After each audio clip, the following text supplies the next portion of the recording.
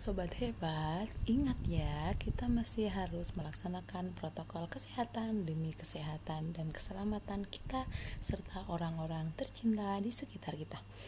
Ingat selalu untuk menggunakan masker dimanapun kita berada, mencuci tangan dengan sabun secara teratur dan sering, kemudian menjaga jarak dimanapun kita berada.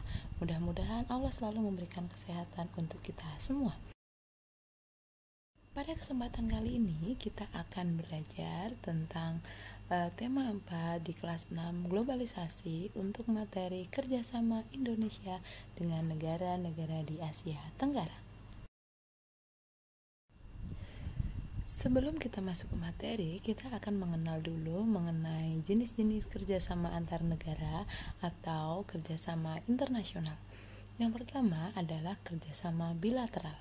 Bi artinya dua, maka kerjasama bilateral adalah kerjasama antara dua negara. Hanya dua negara. Yang kedua adalah kerjasama regional.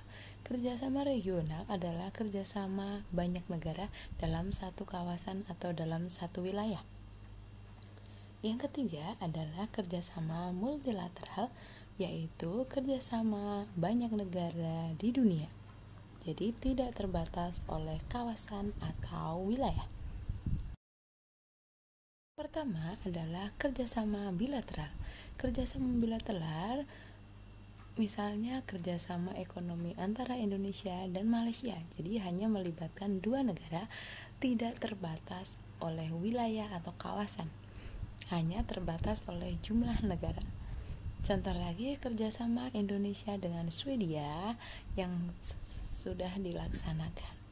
Itu ketika Bapak Presiden beserta Presiden dari Swedia untuk sepakat melakukan kerjasama bilateral. Berikutnya adalah kerjasama regional. Kerjasama regional melibatkan banyak negara tetapi terikat satu kawasan. Jadi hanya ada negara-negara di kawasan tertentu yang membentuk kerjasama ini. Misalnya ASEAN. ASEAN ini hanya merupakan organisasi kerjasama negara-negara di kawasan Asia Tenggara saja. Yang kedua adalah MEE atau Masyarakat Ekonomi Eropa, yaitu kerjasama ekonomi negara-negara hanya di lingkup Eropa. Yang ketiga adalah APEC. APEC adalah kerjasama ekonomi negara-negara di kawasan Asia Pasifik. Yang keempat adalah EU atau European Union atau Uni Eropa. Itu tadi kerjasama regional hanya melibatkan satu kawasan, tapi banyak negara yang tergabung dalam kerjasama tersebut. Ada ASEAN, MEE, APEC, dan EU.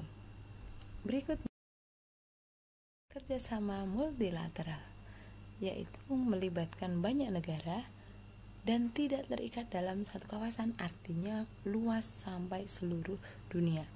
Contohnya PBB, Perserikatan Bangsa-Bangsa, atau disebutnya UNO, United Nations Organization. Kemudian OPEC. OPEC adalah kerjasama negara-negara penghasil minyak bumi. Indonesia masuk dalam OPEC ini. WTO adalah kerjasama bidang perdagangan, kemudian Bank Dunia, dan IMF. IMF itu Lembaga Keuangan Dunia. Oke, berikutnya kita akan masuk kerjasama ASEAN.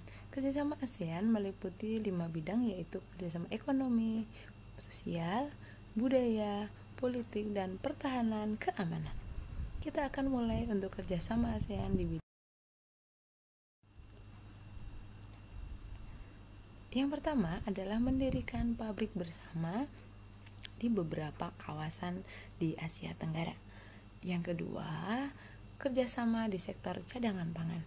Jadi kita sudah tahu ketika membahas mengenai kondisi alam, ekonomi, serta politik kawasan Asia Tenggara bahwa Thailand dan Vietnam merupakan penghasil beras yang terbesar, sehingga kawasan itu dijadikan sebagai kawasan untuk cadangan pangan di negara-negara kawasan Asia Tenggara.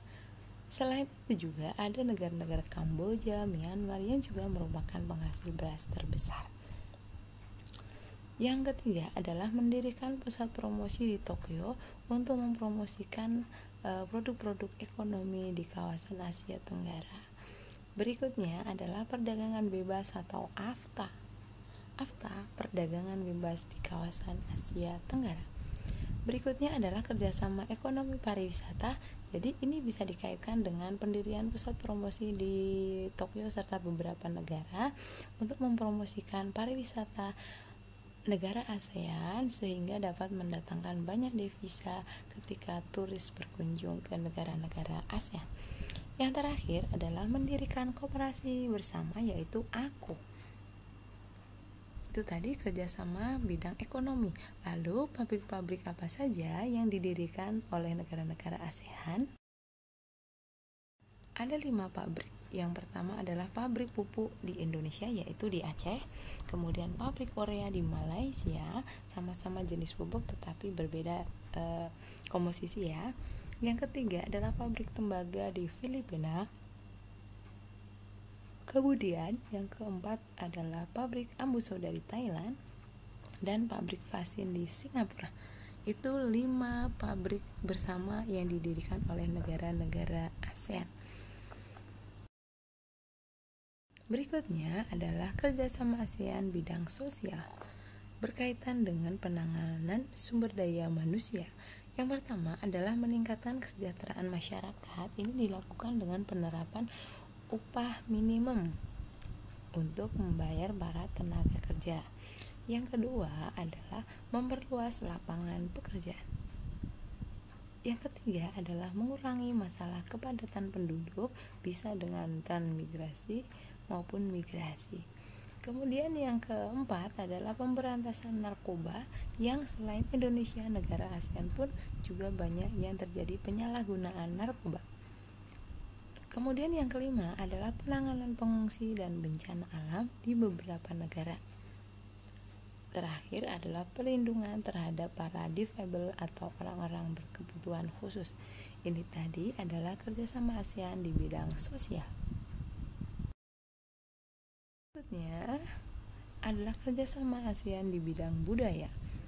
Yang pertama adalah tukar-menukar pelajar atau pertukaran pelajar, mulai dari pelajar SMA, kemudian perkuliahan juga masih banyak.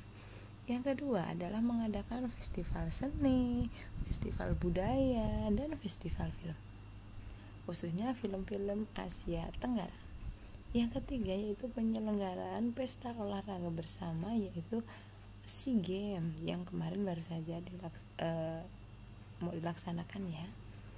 Kemudian yang ketiga adalah Kongres Pemuda ASEAN, kemudian pertukaran acara televisi ASEAN, ini juga kerjasama di bidang budaya. Oke, itu tadi penjelasan mengenai kerjasama ASEAN dari bidang ekonomi, sosial, budaya. Terima kasih sudah menyaksikan, mudah-mudahan bermanfaat. Ingat, tetap laksanakan protokol kesehatan demi keselamatan, kesehatan orang-orang yang kita cintai di sekitar kita. Sampai jumpa.